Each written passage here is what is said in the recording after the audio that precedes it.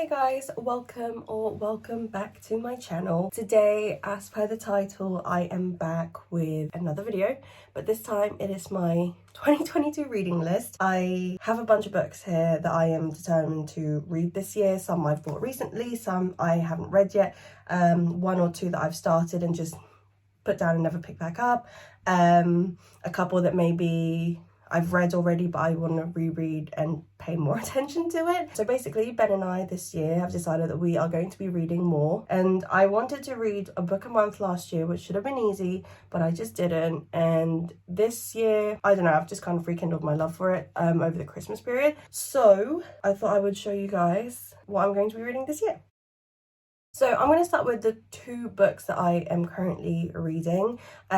Two, because I've found that last year I kind of guilt tripped myself into thinking that I could only read books that were self-help books, because otherwise I was wasting my time. But me watching TV isn't. Like, I don't even know. So I did find that every time I picked up a book and then got a little bit bored of it, I would put it down and not pick it back up, and then I'd be like, oh, I just got bored of it because it was the same thing. Whereas I found that, considering we're only like, a week and a bit into the new year, I have read so much more of my two books, because one is a fiction book and one is non-fiction. And when I get bored of one, I switch to the other, vice versa. So it's just that I'm taking a break from one or the other. And I find that by giving myself a little bit of space from each book really actually encourages me to read a little bit more. Also, I'm really sorry if I look like shit. I just didn't want to do my hair and makeup today, and I'm just talking to you about books anyway, so who cares. Anyway, so the fiction book that I'm currently reading is Good Samaritans by Carver. This was in the Waterstones Boxing Day January sale, so this is very recent that I got it. I think it was literally Boxing Day. But yeah, I've literally gone through, I'd say, 3/4 of the book already, because I cannot put it down. When it kicked in, I was like getting annoyed that I was getting sleepy, because reading at night made me sleepy, because I just wanted to stay up and read it. So the other book that I'm reading is the Make It Happen, Manifest the Life of Your Dreams by Jordana Levin. So this is the non-fiction book that I am reading.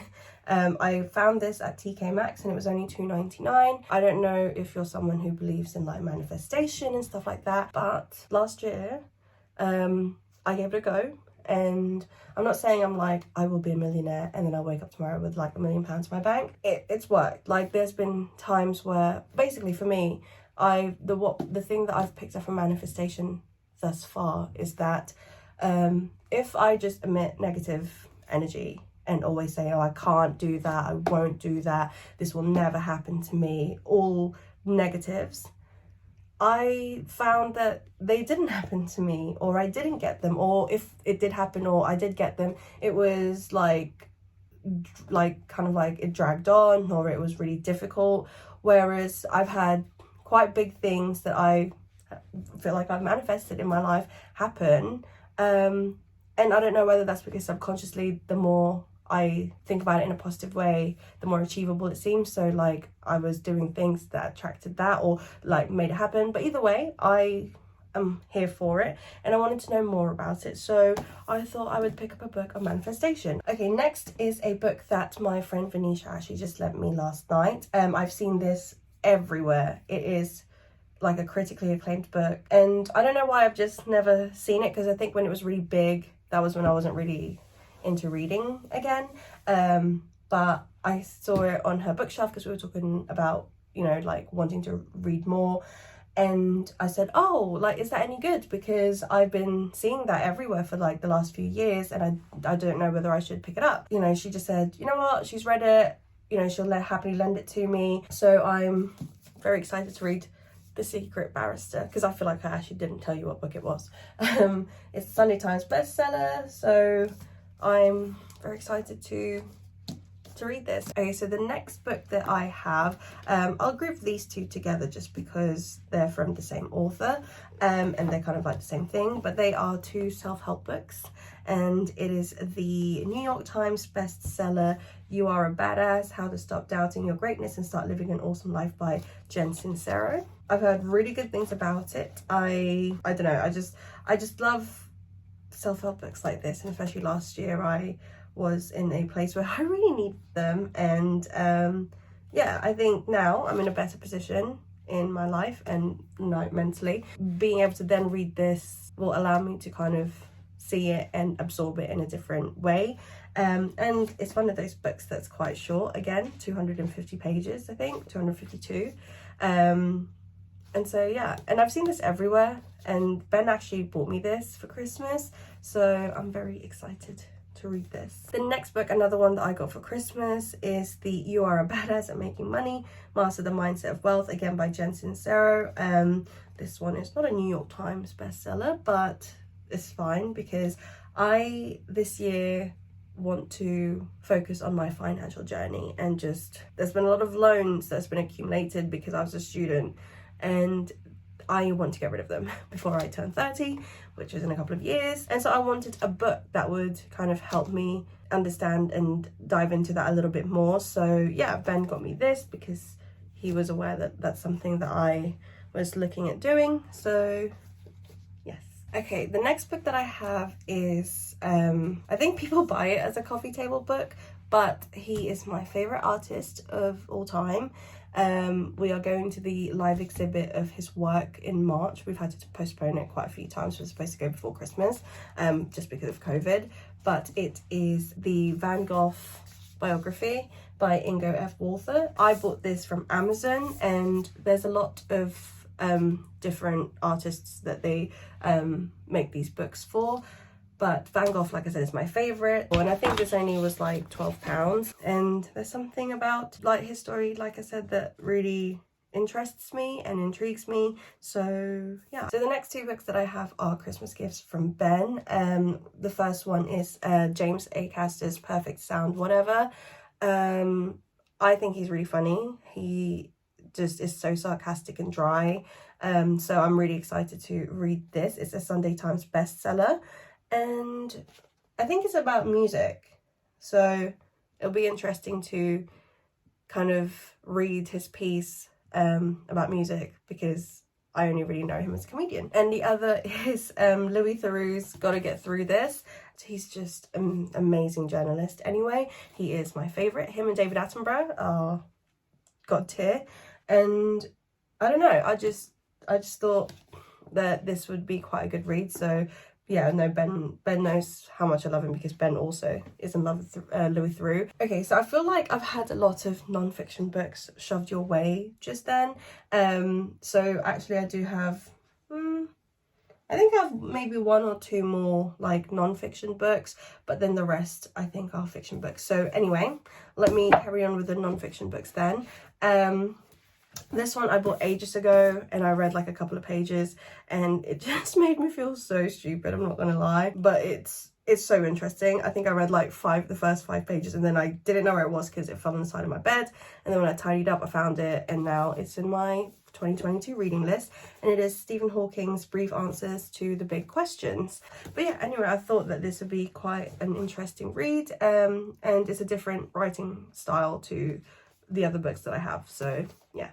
Okay, the next book I've read, but I don't think I gave it as much attention as I should have, and you will see because it's a little bit battered and bruised, and I bought this like brand new, and I rave on about it, and I will recommend it to everybody. And it is Atomic Habits by James Clear. I'm sure you have seen this everywhere because everybody loves this book, for good reason. I have found it very helpful and useful, and I apply a lot of the things that I learned to my actual life. As you can tell, like I started by I like to do like sticky notes and little things like that when I have like what I would call a reference book, because most of the books, if I've read them and I enjoy them, I will either do a book swap with a friend, or I will sell them or donate them. But then there are books that I keep that I use as reference or like guidance, like I am with the Marie Kondo book, just because it keeps the clutter down, and it's a little bit more, I suppose, eco-friendly to reuse books rather than have them collect dust on my bookshelf. If I've read them once and I know I won't pick them up again, I would rather give them to somebody else that is going to enjoy it and give that book another lease of life, basically. But this time I really want to get down and dirty with it. That's so weird. But yeah, right, so I believe those are all the non-fiction books that I am reading this year, as far, I mean, unless I completely smash it and read all this by, like, you know, August, and then be like, oh, I've got a few months left, might as well buy another book. Probably not, but we like to keep positive. Okay, now on to the non-fiction books. The first book I have is The Patron Saints of Nothing by Randy Dubai, and I believe this was a book that Ben purchased. He is a Filipino author, if I am not mistaken, and it is about it's a fictional story about real life events in the Philippines, with President Duterte's administration and his war on drugs and how he handled that. So yeah, I know this one's going to make me sulk and cry.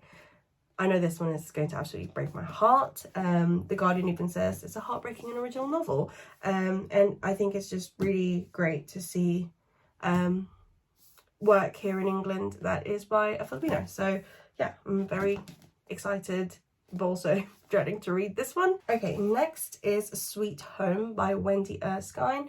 Don't really know too much about it. Read the back and I thought, you know what, for £1 at Waterstones, I can't complain. I'm quite excited to just read it because it just looks different, and it's not what I would usually go for in terms of what the synopsis is saying, but it's fine. I'm still excited. Okay, next up is another Waterstones sale. And this is the V.S. Naples in a Free State, a novel with 2 supporting narratives. It is the winner of the Booker Prize and winner of the Nobel Prize in Literature, so you know that this is going to be brilliant. It's much more of a serious storyline. Obviously you can Google it if you want to know what it's about. And so yeah, I'm quite interested to read this because a lot of the fiction ones that I have are either thriller or like lighthearted, so it'd be quite nice to read something a little bit more serious that isn't non-fiction. So yeah. Okay, so the next book that I have is The Plot by Jean Hanff Korelitz, the best-selling author of The Undoing. The Undoing was brilliant. Ben and I were obsessed with it when it came out. It's the one with Nicole Kidman and Hugh Grant. So I knew, okay, if it's the same author, I'm gonna fuck with that. But just to seal the deal, Stephen King himself said that it is insanely readable. It's remarkable, and if it's good enough for the king, it's good enough for me. Okay, next up is Richard Osmond's The Thursday Murder Club. I have seen this everywhere. I just didn't really know what it was about. Obviously, because it was like The Thursday Murder Club, I thought, okay, it's about murder. It's just a thriller. And then I realized it's a record-breaking million-copy bestseller. So I was like, intrigued. Read it. Well, I say read it. Read the back of the book. Just read the synopsis. It looks really like interesting because it's to do with like murder, which for some reason I just gravitate towards. Not in like obviously a creepy way, but it's also quite light-hearted and funny because it's about like 4 friends from a retirement village. So I thought I would get the first book because I know that the second book just came out. So yeah, I thought I would give it a go. I'm really keen to read this actually, so this might be my next fictional book read. Okay, so these next 2 books Ben kindly got me today, and I have seen so many people rave on about these 2 books and the author of it. There's actually another book by the author that is also kind of like super famous at the moment, but I couldn't find it, so I just picked up these 2 for now because I could always go back and get it if I managed to run out of books, but I'm not going to buy any more books until I've read these. That's my challenge.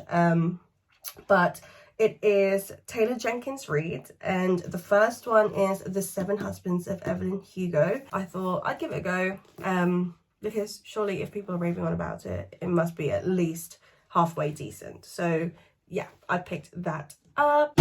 And then I also picked up Malibu Rising. Now, I don't know if I could justify why I spent like £15 on this book. I say Ben spent £15 on this book, purely because it is a hardback, because the paperback doesn't come out until April apparently, but I feel like I've seen like Americans like have it already. Again, I've heard so much hype about this. I'll be looking forward to reading this. I feel like this will be like a nice spring read because it's a little bit more lighthearted. I like to just match. And then I say last but not the least, but okay, oh my god, I bought this book set from the British Red Cross when I still lived at home, which was over like 6 years ago. So it's been a while. And I have never gone past the first book, past like the 10th page. I don't know why. Maybe it just came at the wrong time for me. But now I'm very excited to be reading these, but it is Paulo Coelho collection. So you have The Alchemist, By the River Piedra I Sat Down and Wept, 11 Minutes, The Valkyries, The Fifth Mountain, The Pilgrimage, The Devil in Miss Prim, and Veronica Decides to Die. So I've heard, first of all, amazing things about The Alchemist. So I actually am looking forward to reading that. And these are, you know, not quite as like peppy as Malibu Rising and stuff like that. So that's like 4, 5, 6, 7, 8 books. I don't want to rush reading the books. I want to sit there and actually pay attention to them, enjoy them, and experience them. So it'll be quite fun. But yeah. So that is it for my reading list. I don't know if I'm being super ambitious, but I think the key is to get books that jump out at you, that you think you would enjoy. I mean, it's always good and well when you find a book and it's like all these critics are saying like, oh, it's beautiful, it's amazing, or like, you know, can't put it down. If it's not something that you think you would enjoy, I don't know, I'm just quite excited to see how this goes. And at least this way I'll keep myself accountable, because what I'll do is, instead of doing like a book review for every book that I've read, because I think I don't want to talk about book for like 5 minutes, because I don't want to give away too much about it, because I want you to be able to experience the books if that's something that you want to, you know, kind of go and read as well. But what I will do is probably on my Instagram, I will do like a little post, just like a bit of a detailed post to let you know how it went and what I thought about it. And also I'll probably pop in on like a favorites video or like a vlog and talk about the books that I've read at that time a little bit more in depth. But yeah, so I hope you guys enjoyed this video. If you did, please don't forget to give it a thumbs up, and if you haven't yet, please do subscribe to my channel, and I will see you guys in my next video. Bye.